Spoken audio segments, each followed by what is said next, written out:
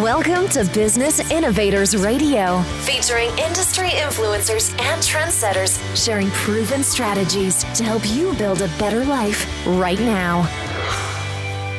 And welcome back to another episode of Business Innovators Radio. I've got a couple of really awesome guys joining me today here as guests, and I'm going to give them a quick little introduction. First and foremost, we've got Mr. Joe Mikitish, and both of these gentlemen, by the way, are of Do Work Nation. We've also got his co-partner in crime, Mr. Sterling Crawford, and today I have the privilege, actually, of having these two fine gentlemen on my podcast, and I'd like to ask some questions and pick y'all's brains and see if we can get a little bit of information out of you. And most of all, I love to hear about the entrepreneur and the business's journey and all that you've been through and who you love to help and who you plan on helping also in the future. So I'm super excited to have these guys on the show. Joe, Sterling, welcome to the podcast. Thanks for having us, Marco. Absolutely, guys. Like I said, it's my pleasure. And out of consideration for y'all's time and your busy schedule, we'll go ahead and just dive right in. Is that okay? Perfect. All right.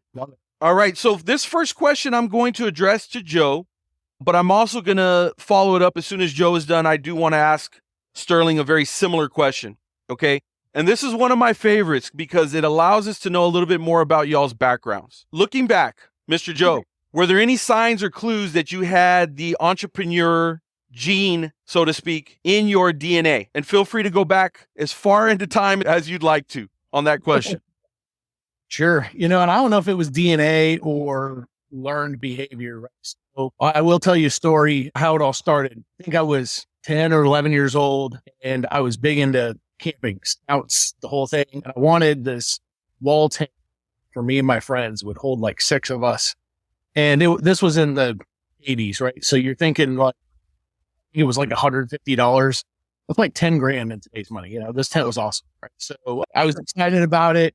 I had the catalog. I was showing my dad and my grandpa. I'm like, this is what I want for my birthday. My birthday's right in the middle of summer. So and my dad and my grandpa were at the table and they were like, actually, you can get that tent now if you wanted, And I was like, what? My mind is blown. I'm like, that'd be awesome. I could do some camping in the spring. This will be super great. And, what they did for me was they actually took out a notebook and they were like, this is how many lawns you need to mow, how many cars you need to wash, how many windows you need to clean, how many houses you need to pressure clean in order to get that tent. And I looked at that instead of feeling overwhelmed like a lot of people would. I was like, this is doable. Let's go get it. And so 2 weeks later, I had enough money to buy the tent. I never did buy that tent. I think I bought a pressure washer with that money. Doggone. So suddenly I was pulling a pressure washer, I had like a little wagon that I rebuilt around the neighborhood. I was pressure washing houses, washing cars. I found that was the most profitable. And then I ended up starting a lawn mowing business, right? And so I was the kid at 14 years old that had a truck, basically with a guy driving me around. That's the level of entrepreneur that I think I am. I want my kids to have, right? I want them to be the guy who's 14 with the guy driving them around, employee driving them around. That's sure. What I always equate, like the ultimate entrepreneur. So that's how I want my kids to be. And that's not a DNA thing. I think it's a learned thing. I think it's one of those things where us as parents, as entrepreneurs, instill the entrepreneurial spirit in our kids. Yeah. Just let them play video games all day, mess around on YouTube. Sure. 100%. Or dare I say something controversial and say like, we can't also just automatically let our kids just go through school and just be like, employees, right? Because that's what school tends to, be a little bit more conducive to breeding, right? Is employees. The way that whole structure is set up, it doesn't really allow for a whole lot of room for, being independent, being creative, which we as entrepreneurs, we tend to be that way, right? We kind of go against the grain a little bit. So pretty much Joe said that whenever he got money for his birthday or for Christmas, instead of buying, all the typical kid stuff, he was like, I'm going to go buy something that I can make money with this, with this purchase, right? Like you were just constantly flipping stuff around. I love that, man. That is incredible. Yeah. And that's what I love to hear. And back to your school thing, you're absolutely right? I had the benefit of being homeschooled. My wife, she's homeschooled. We homeschool our kids. My son, he's making t-shirt designs and we're building him an Etsy store and, print on demand and the whole thing, that's school, right? When he's watching videos on training, he's learning how to do graphics design work. He's in, Canva building stuff. 100%. How much more valuable was that than sitting in class picked on by somebody else and having a teacher tell your student? So not the greatest place to become an entrepreneur. The people who do it go through public school and become entrepreneurs, more power to them, man, because that's an overcoming thing. Society trying to burn that out of you. Okay, so we're 6 minutes into this podcast. My brain is going nuts. I think we're going to have to do 3-4 more podcast episodes because just in the first 5 minutes, what you've covered here, I've got a lot that I'd like to talk with you guys about. All right. But for the sake of time of this episode, let me also switch that over to Sterling. So a little backstory. I've had the opportunity to hang out with you guys. We hung out at the cigar shop. We're all cigar aficionados, so to speak. And we had some great conversation. And I got the opportunity as well to talk with Sterling. Sterling was sharing a little bit of some of his entrepreneurial journey with me, but I didn't go back to the very start of it. So I'd like to pose kind of a similar question to you, Sterling. What's your version of that? Did you feel like that was maybe something that was in your blood, or was it something kind of like Joe that was presented and then you kind of ran with it? Yeah. Interesting way to phrase the question. So a little bit of both, a little duality on my side. So it's interesting you guys brought up the whole school system because that's where I first learned I was a little bit different and maybe borderline autistic. I don't know. Sure. Whatever you want to call it. Yeah, definitely against the grain. I didn't like to follow the rules very much. Anytime a task was presented in front of me, I would challenge how could we do it more efficiently? How could we make it end with a better result for the whole class? And it was interesting that my mind didn't just focus on my success, but I wanted everyone around me to also succeed at the task at hand. And anyway, it was just really interesting. But that first brought to my attention that I saw it a little bit different and then segued from that into like competitive sport. And that's what really launched me to the next level of kind of unlocking my potential and helping me build the confidence of what was needed to not only succeed in my own world, but then lead others to succeed in their world. So that really catapulted me into this whole journey and path of being a leader ultimately. And I just ran with that, but launched me to 5 businesses so far. And I've been pretty successful in them and nothing but success through all that. So that is awesome, dude. So let's segue a little bit more into that conversation, because that is my next question officially.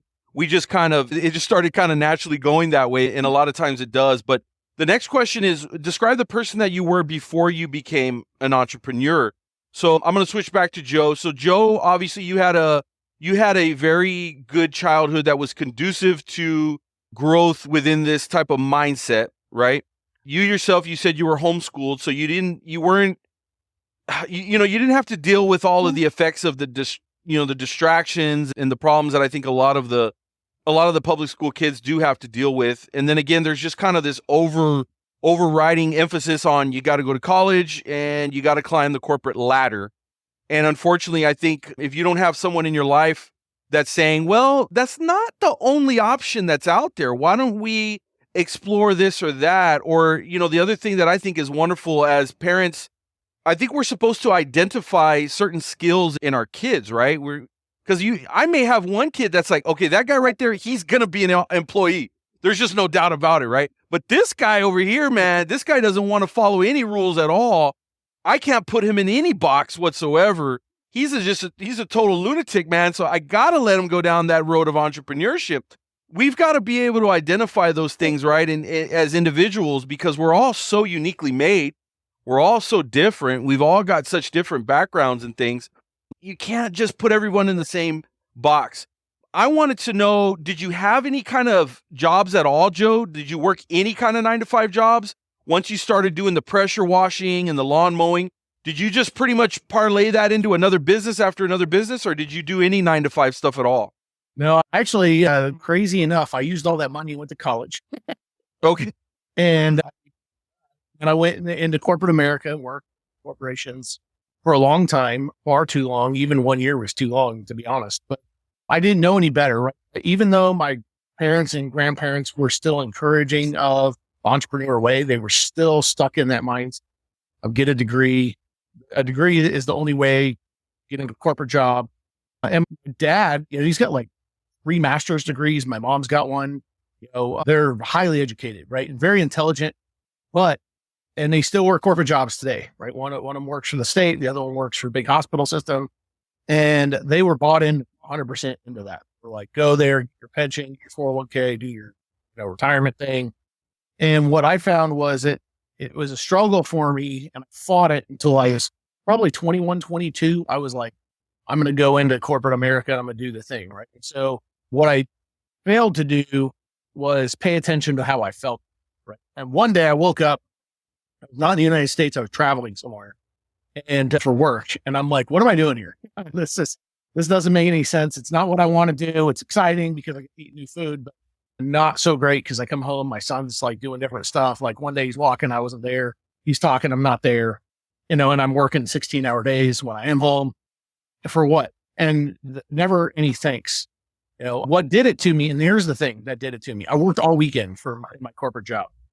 And all weekend, Friday night, I was there till 9, 10 o'clock at night. Woke up the next morning, got down there at 7, worked till 9, 10 o'clock at night. Did the same thing on Sunday. 3 days I worked, and then I showed up to the office 10 minutes late for the morning stand-up meeting on Monday and got reamed by my boss. And I was like, dude, where were you all weekend? I was here all weekend. I was 10 minutes late. And so I was like, you know what? You're right. I'm taking comp time for all the overtime I've worked since I've been here. And I walked out of there and never went. So my comp time, and I always tell people, I've been happily employed for what year is this? 18 years. Very nice. So, very nice. And it helped me, man. It's been huge, but I didn't know any better. And that's one thing I tell my kids. I'm like, you want to go to college? Go to college. You don't want to go to college? Don't go to college. You want to learn a trade? Man, I'm the guy to help you build a trades business. Go learn a trade from a tradesperson and for 3 years, and then I'll teach you how to grow the biggest one of those businesses in town. So exactly. And it's a lot more fun. In that time, I've started 10 businesses, exited them. It's the entrepreneur thing is like, it's great. I wish my parents had not told me to go to college, although the story wouldn't be as good. Sure, exactly. And to that point though, Joe, I think obviously our parents always had the best of intentions, right? In their mind and in their generation, they probably saw a lot of people where college was just a game changer. It took people from being, selling hubcaps to, living large. And so I think that, because I experienced something very similar and that their intentions were all in the right place. It's just, they didn't realize though, that for some of us, you're kind of choking us out a little bit, of maybe certain skills or abilities that we might have. But if they're not aware and they don't really know that world, they don't really even know to advise it. They just know what they know. And so, I think their intentions were definitely the best of intentions. Like I said, one thing that I wanted to point out, you said that you had one of those moments, and I read a book by a guy named M.J. DeMarco. You guys ever heard of that author? M.J. DeMarco? He's got a book called The Millionaire Fast Lane. And he calls it, and I'm not allowed to use profanity on this radio network that I'm a part of, but we'll clean it up a little bit. He calls it an F this event. And that's kind of what you had, right? You had your F this event.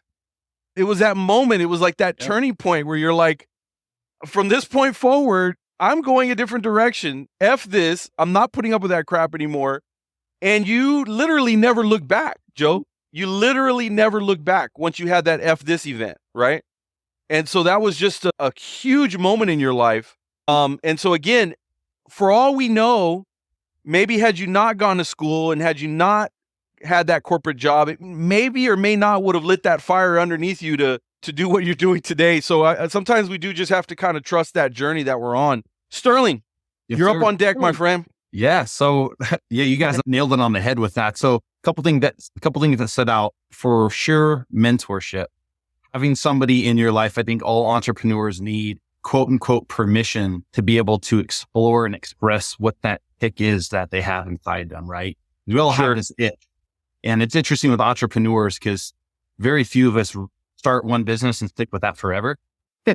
Usually we start it, we scale it, we get all excited and we're like, okay, we did that. What else can we do? And it's this constant chase of like unlocking that potential and seeing what our next level could bring to the world. Right. So absolutely, somebody in a mentor role or leader role in your life, I to help you explore those boundaries and ultimately show you what you don't know, right? And it's, again, kind of that permission that you need to be like, yeah, go explore that. Yeah. Also with kids, to be able to let them push those boundaries, which they naturally do really well. But at the same time, encourage and support them through that in a healthy way. So that way you're letting them explore all of that and figuring out where those boundaries are of their capabilities and what they enjoy. Good example of that is what Joe's doing with his son right now. He's 13 and he was showing me a couple days ago this shirt design that he put together on Canva, and he used like ChatGPT to put some prompts into Midjourney and then pull that over to Canva to like polish it up and make it look real nice. And it was a cool looking shirt. And then I see him today wearing the shirt. I was like, awesome. I know that happened so fast. And that's so awesome. So I love that. Yeah, just good support from Joe in that aspect. So all good there. And then when it comes to the 9 to 5, man, and this moment, oh yeah, that's a prominent moment. We all need, and yes, we throw our arms up and we're like, why the heck are we doing this? And, maybe have a couple choice words on the way out or not.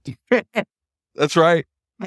For me, it was a giant fuel in the fire moment to like prove everybody wrong, if that makes sense. Like, yeah, so many people in your life will tell you can't do that. And I'm the complete opposite. I'm like, watch me.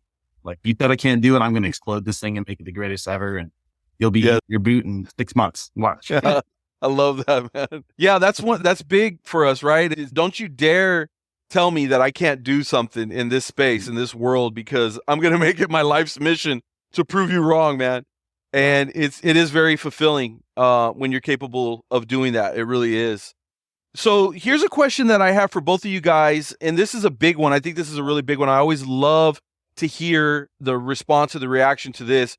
What was the reaction to family members specifically, or maybe even friends, once you let them know that you are no longer in corporate America, you are no longer 9 to 5, you're not going to follow that script, you're going to go ahead and do this absolutely insane thing where you don't have a guaranteed paycheck, you don't have that security blanket, what if you don't get customers, Joe? That sort of thing, right? What happens if they don't pay you, Sterling? There's all those things that our parents and the previous generation, even some well-intentioned friends, have about this idea of stepping out on our own like that. Let's start with you, Joe. What kind of response did you get when you finally did switch over? Okay. So my first business I started in 1999, the first real one, like with a corporation and all that. And I was in Houston, Texas. I'm in Idaho now, but yeah, I started a business that was in the same area. Like a lot of people, right? We're technicians. We go start a business, the EMIS style. I started a business in the same industry that I was doing. And I ran it in parallel with working a job, right? So I had a job that on the weekends, my buddy and I would do this business. And we grew that business really fast. Having a business partner was not the smartest plan. I usually advise against that now. I always do. But back then I was like, I got to have a business partner. We're going to build this thing. Ended up selling him that business when I moved to Idaho in 2003. And then my dad was getting out of the military and he was like, hey, let's start a business together. And I'm like, well, what do you know how to do? What do you know how to do? And then we did this whiteboard session and we came up with starting exactly the same kind of business I was running in Texas.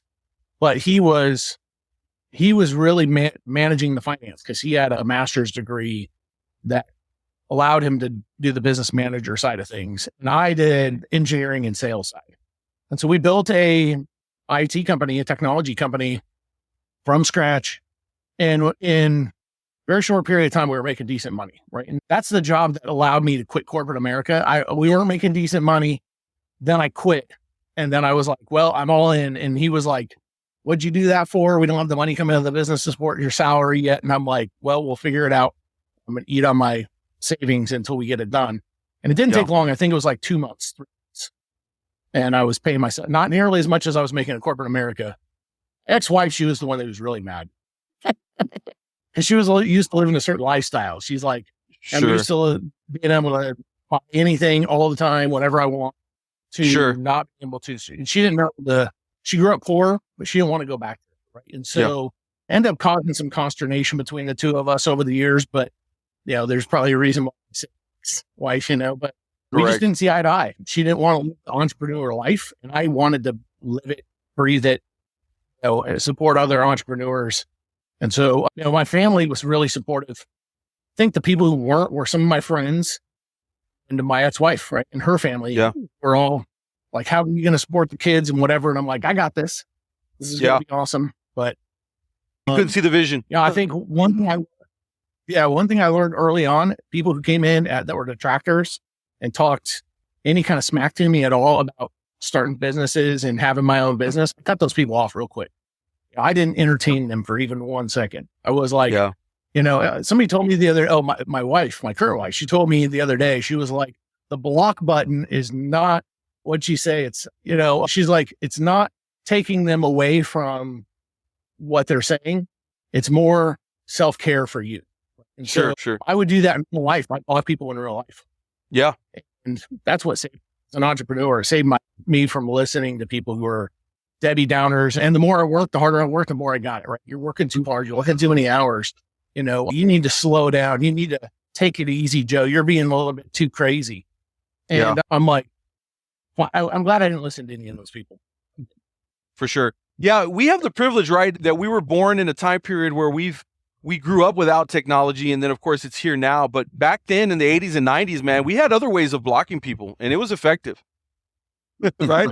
Those were the good old days, man. It was a lot easier to avoid people back then. We didn't have to worry about all this bumping into them in the digital realm. So that was really cool. So no, I totally understand. And I really appreciate all that you shared with that, Joe. That resonates with me a lot. I can certainly relate to that in many ways. What about yourself, Sterling? I know you had some businesses as well. So when you first jumped into that world, what kind of a response did you have? And did you have some negative naysayers out there too? Oh yeah. Constant. So I opened my first brick and mortar business when I was 19, man. So wow. Really young. And I think there's almost a duality with that because part of the world is excited for you, right? Like you're the next generation. They want to support you. They want to see you succeed. So they're willing and offering advice and guidance through all that, right? But that inner circle, family and friends, kind of a blend of disbelief, ultimately, that I was actually doing it. And then all their worries were projected onto me. Like you said, what if you're not going to make enough money? What if 6 months down the road, you end up having to sell or whatever the case may be? They all had their worries. Yeah. Like we discussed earlier, all that fueled me, right? Because then it was just like, part of me wanted to prove them wrong. But at the same time, it was like, I'm not going to let that happen. Like I'm the controller of my destiny and I'm going to decide what happens with this. And I was really successful. And when it comes to the inner circle, my family's a very interesting dynamic. Ultimately though, my dad was a huge supporter and he always has been for the most part up front. He was there helping me like lay carpet, put up the sign on the building. He was just so thrilled and excited. And he had been 1099 a handful of times in his life. So it was exciting for him to see me take that leap of faith into it as well. Yeah.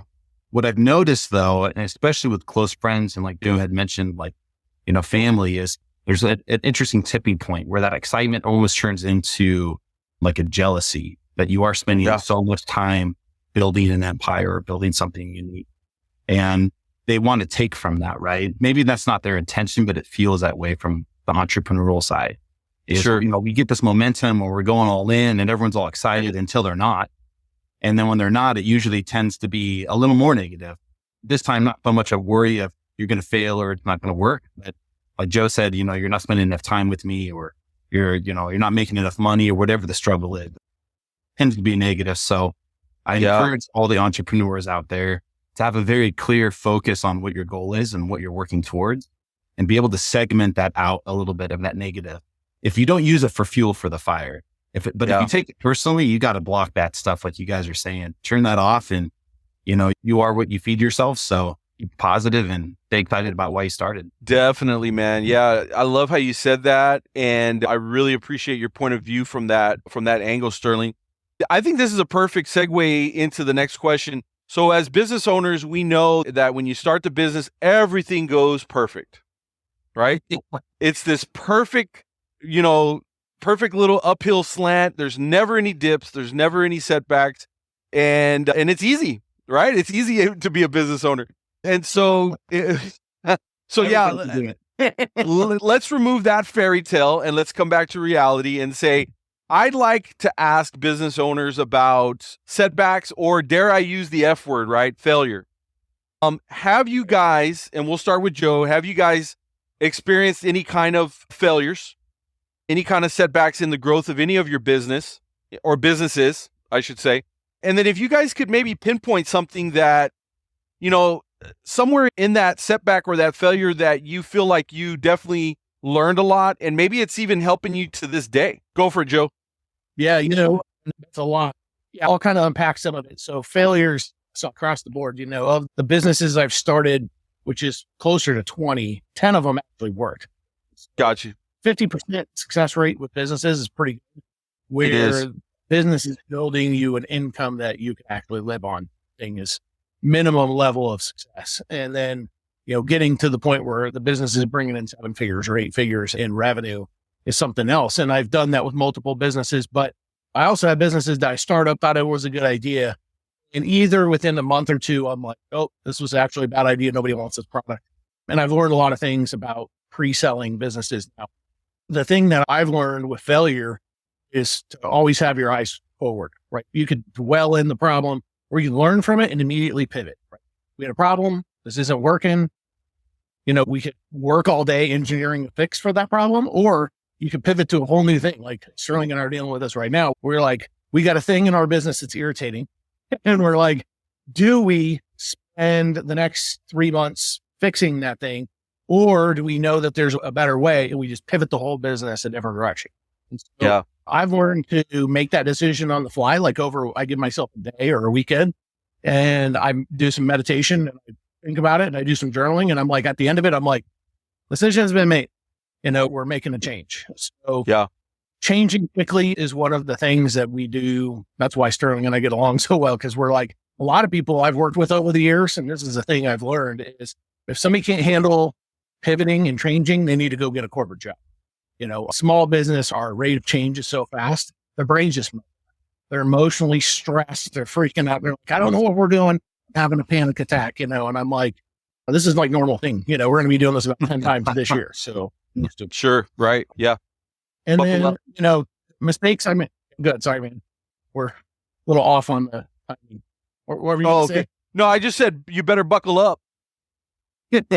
Buckle up. Yep. I think that's what I told Sterling, like right before he started working with me. So buckle up. It's going to be a ride. So at the beginning, like the first year or two of running a business, it's kind of bumpy. Right? It's a bumpy ride, no matter how much you lay out. Right? And I've done everything from starting up businesses from scratch with nothing to getting investors. And I could tell you, I hate that. Getting business partners, also hate that. But I've learned that through trial and error, right? I went and got business partners, even though Dave Ramsey, when I was in Nashville in the late 90s, he told me, he's like, business partners don't do it. He always said this thing, there's one ship that doesn't sail, and that's a partnership. He would say that all over and over again. And what did I do? First business I would. After that, I went to a business partner that burned me hard. And I'm like, Dave Ramsey is a smart guy. So, but you think about all the things in business at the beginning that you do, right? You get enough traction, you get enough movement going, you start getting some money. And what do? You go, I need more customers. I've got the foundation to handle it. So I'm going to go spend money on marketing. And, there's some statistics like in the last 30 days, 70% of small business owners have spent money on marketing that didn't work. And I was in that same boat. I owned an IT business. What the heck did I know about marketing? I didn't know much. I knew what referrals were, but I didn't know anything about going and getting customer referrals, right? And so I tried to rely on experts who were really good at taking my money and not so great at helping me. Yeah, experts, right? And so for years I spent a fortune on marketing. I'll just tell you that. I won't tell you an exact number because people think I'm lying because the number's too big, but it's scary how much I spent because I'm like, somebody has to know how to do this stuff. Yeah. And I never could figure it out. I never could find a company that would do it. And so I educated myself. I started taking all that money that I was spending on experts and invested in myself to become the expert, right? And there's the lesson in business, right? The failure of most business owners is because you're not the expert. You don't know how to run a proper business and you don't know marketing, you don't know sales. You think you do because you've sold some stuff. It doesn't mean you're a professional. You're not a professional marketer. You're not a professional salesperson. You're not a professional at even reading your P&L statement. Like I put a P&L statement in front of most business owners. They have no idea what's what. And so, take an accounting class at your local community college, and you're going to be better than 99% of business owners. So these are things where you could spend a little bit of time, a little bit of money, and become an expert. And as soon as I made that decision, that's when my whole life changed. I was like, okay, now not only can I do it for my own businesses, which I've done over and over and over again, I can teach other business owners how to do it. Give them the pain, right? I'm like, in fact, I got that whole accounting thing I got from Warren Buffett. Warren Buffett in a speech, like in the late 90s, he was like, he's telling people who are business owners, and stockholders in Berkshire Hathaway, go take an accounting class and learn how to read a P&L statement. And I was like, all right, if Warren says I should do it, I'll go. So none of these ideas that I have are original, right? Everything's a universal truth. I've read all these books behind me and hundreds and thousands more, and I've spent hours and hours and hours educating myself. I wish I'd done that early, man. I wish I'd done, and I started it. My grandpa's library looked like this. It was all business books, right? So you talk about public school, what books are in the library at the public school. I've been to the public school library here because my son, he wanted to graduate from public school, went down there, and I'm like, what is all this trash, man? What are we teaching our kids? We're teaching them nothing. Yeah. And when it's in the library, it's garbage. And forget all the, books should be banned or whatever. I don't care about any of that. Just give them good books to read. Yeah. And it'll change everything. So the mistakes I made with not reading enough, not continuing on my path of education, believing that I was smarter than what I was and intelligence could overcome, everything in business. But the reality is know-how can overcome everything. And, when there's that old saying, competence is competence. I had confidence, but I didn't have the competence. And so I was an incompetent big business owner at the beginning, and I succeeded through luck. Now I succeed because I know what the heck I'm doing. That's what I tell everybody in business. Absolute gold, Joe. Thank you. Thank you for sharing all that wisdom. Sterling, did you have any failure, or has it just been perfect? Oh, it's been perfect, man. No speed bumps, no nothing. It's been great. No, I think, we all experience those failures, and, kind of summarize what Joe had said. It's how you pivot. It's how you roll with the punches, for lack of better words, Yeah. Hiccups in everything, even if you got a W-2 job. Correct. Sometimes you're only as good as your last performance report, and you're not getting that raise that you were expecting. So anyway, there's all these factors into life as far as, quote unquote failures, but I look at it as an opportunity to learn, to better myself, right? I'm on this journey of self-perfection. So constantly looking for ways to better my way of thinking or whatever the case may be. But ultimately, I think the resolution to that is a balance of both education and experience. Good simple way of putting that together is you could read a book on how to rebuild a car engine and then get in there and go to take that first bolt off and the head snaps off. And there's nothing in the book to teach you how to tap out a bolt, right? So now you're just left looking for somebody who has a little more experience than you do and then educate you, right? So it's just a fine balance between the two. But through that, if I could leave some words of encouragement, it's just to not lose that passion and excitement that you have for why you started something. Because there's always going to be people that tell you it's not going to work. You're not good enough.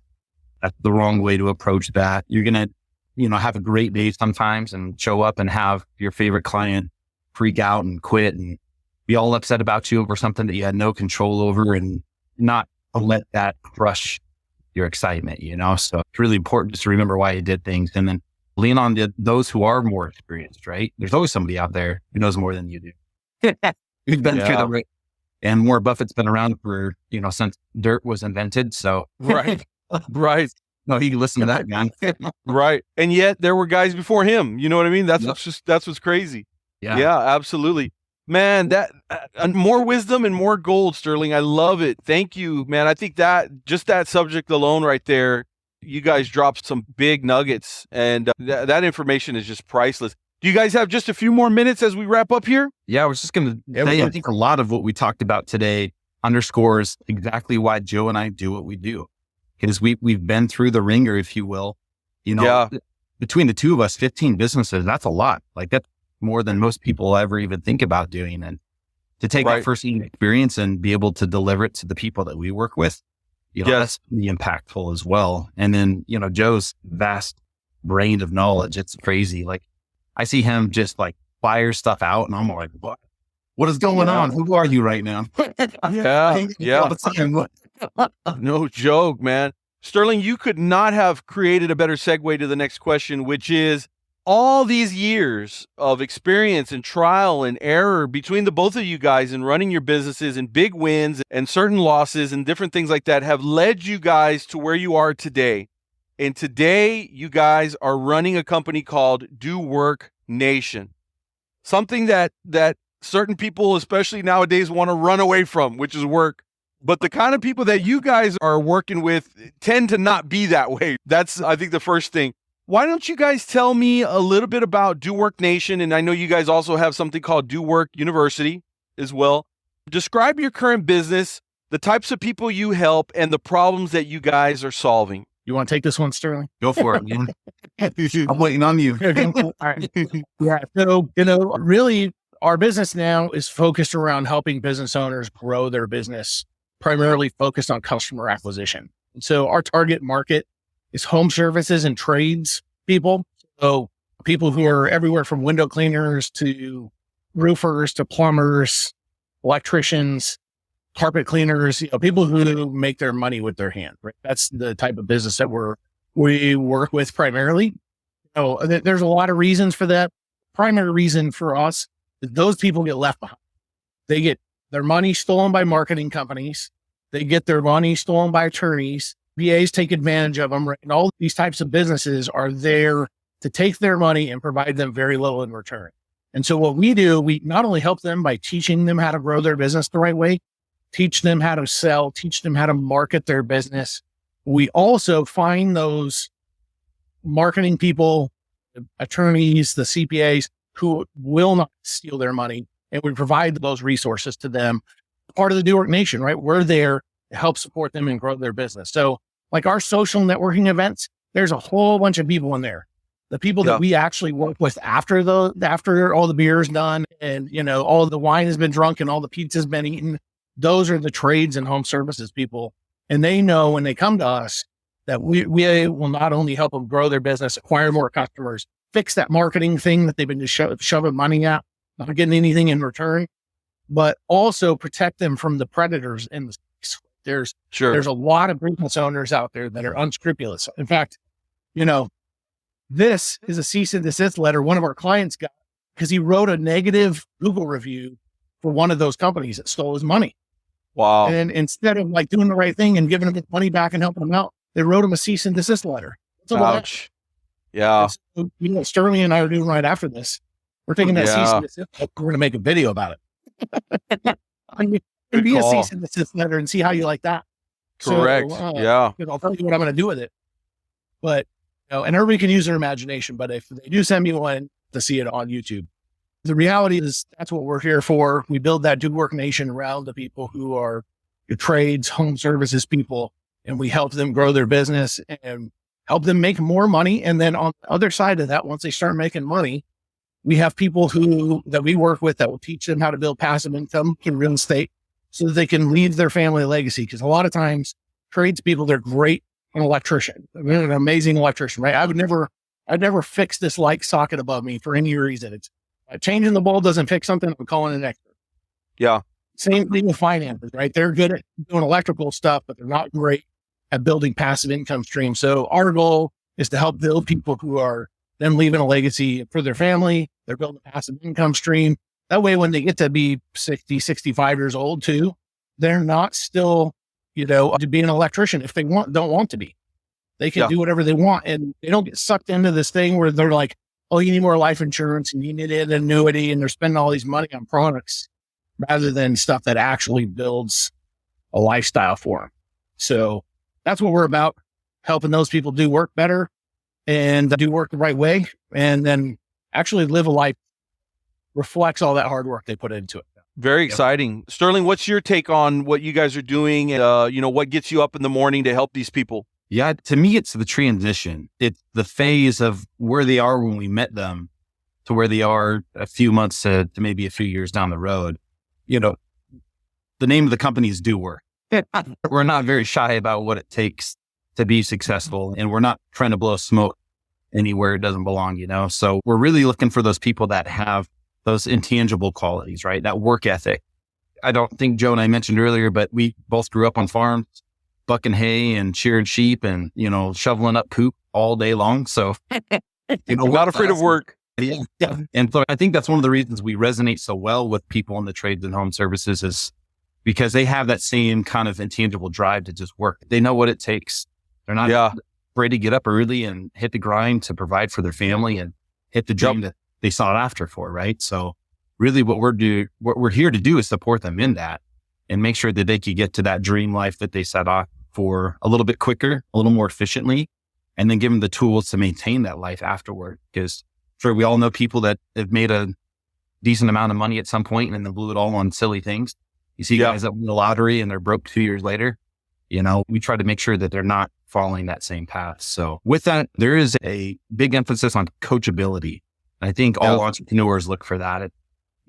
Bringing somebody into your circle, you want to make sure that you're able to work well together. And again, trades and home services are great for that because they're willing to learn. Yeah, exactly. I love this niche that you guys are in. These are not blue collar guys, right? These are get down and dirty, hardworking folks, right? I'm sorry, these are not white collar guys. These are blue collar guys. Yeah, there we go. These are the kind of people that I totally brain farted on that. No, these are exactly the blue collar guys that actually get down and get dirty, and they're not afraid to do so, right? Yeah. And I think here's the thing that I love the most, because I've got a few clients that are in that same world, and man, these guys are just very humble, man. Yep. They're very humble. They acknowledge that they don't, that they're experts at their craft and their trade, but beyond that, a lot of they don't know a whole lot of what to do and where to go, and they want somebody to help them, but they do have trouble finding people that are willing to actually help and not just take advantage of them, right? Yeah.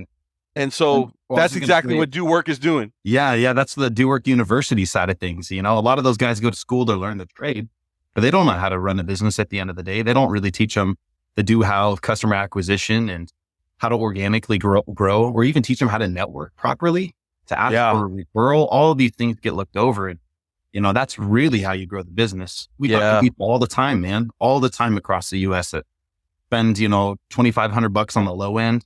Some guys we've talked to spending over $7,000 a month on like Facebook ads. And of course, they're not getting anything in return on that, but that's what they think they need to do, right? Sure. That's what Coca-Cola and everybody else is doing. But in come Joe and I, and we're like, actually, let's do something different. That works. Yeah. Right. Yeah, absolutely. Guys, this information that you have shared today has been phenomenal. I can't thank you enough for all of the wisdom that you've imparted in this. And I love hearing about your journey and your story. I got one last final question, and this is the fun one. I just want to know a little bit more about you individually. What do both of you guys do to recharge from business? If you're not at work and you're not doing your life's passion, which is work, and you finally got some downtime, what does that look like? What are and who are you guys spending that non-business time with? You can go first, Joe, on this one. All right. Well, I got a bunch of kids, so I spend a lot of time with them. 5 of them still at home, 7 total. So love it. The ones that are at home with us now seem to be the ones who are embracing entrepreneur spirit the most. Right. So they're all doing different stuff. We try to encourage them and support them, whatever they want to do. So that takes a sizable chunk of my off hours. It's really interesting because I have friends who are like, well, have you seen this new TV show? I'm like, man, I don't. It's weird because it's like midnight and I'm like going to bed and I'm like, well, how the hell do people have time to watch TV? I don't know. So TV is not one of them, but I do fish. I like fishing. In fact, my son, he was just texting me a second ago. He's like, we're sure going fishing this weekend, right? So, I like cigars, smoking cigars. And, it's interesting. A lot of our clients of today, I met at a cigar shop. I'm in there working on my laptop. Yeah, my wife and I'll go down there work. Sterling and I'll go down there and work. And we're sitting there with our laptops and people just come over and talk to us.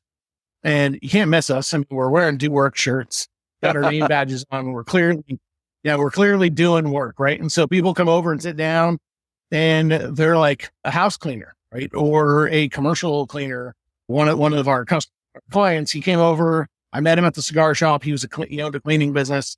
Now he's just blowing up about a cleaning business, right? And so that's a combination of fun and work, right? And that's And how I work, try yeah. to do everything that I do is graded life, right? People are always talking about like they have the separation of work and home, and the work-life balance or whatever they want to call it. I'm more integrating the two. I integrate, building businesses and have fun with my kids. I integrate, building businesses and smoking cigars. I integrate business and fishing. A lot of times I'm usually fishing with one of our clients or somebody I know who does business. So Sterling comes with me now. I'm like, let's go fishing and talk business. Let's do both at once. So that's kind of how I roll. That's what I like to do. Sit on the back porch and smoke a cigar and read a book. That's the next one. So, not too bad. I love that, man. Yeah, I think y'all's fishing is kind of your version of like the golf course, maybe, right? Oh, yeah. Fishing with clients. Yeah, that's awesome. What about yourself, Sterling? What's your downtime look like? Yeah. So, man, I'm a plethora of hobbies. I've gone through so many different things. And it's interesting, too, going back to the entrepreneurial mindset, because anytime I pick up a new hobby and I start to feel I'm getting good at it, I'm like, how can I make money? Right. So it's just like constant back and forth. So it is a very blurred line as far as hobby and work, I guess, ultimately. But sure, if you're having fun at work, it's not work, right? Exactly. Yeah, I think in short, a few things I've really enjoyed, martial arts for sure. I've done martial arts my whole life. I taught for 20 years, competed on a high level, got to hang out with some really great guys through that whole journey. So I get to move around a little bit. I tend to. A quick side story on that. Actually, one of the first networking socials I went to with Joe, his kids were all there, and we get along really well. They call me Uncle Sterling and stuff like that. So we're just kind of roughhousing. One of Joe's kids was taking boxing, so we started messing around a little bit. And next thing I know, I've got like kids from all over the networking social attacking me, and so I'm just flying them through the air and stacking them up. And I stopped and looked around the room, and the whole room, the adults were like, "What are you doing to those kids?" Freaking out, and we were all just laughing and having a good time. But I taught for 20 years, so work with kids. Exactly. Yeah, man, you were in your element.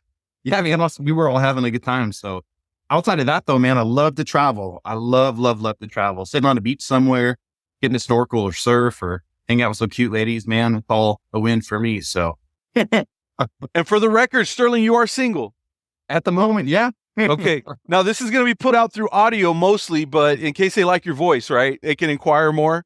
Ooh, maybe. Yeah. A little lower or something. Sterling's got one of those ASMR type voices, man.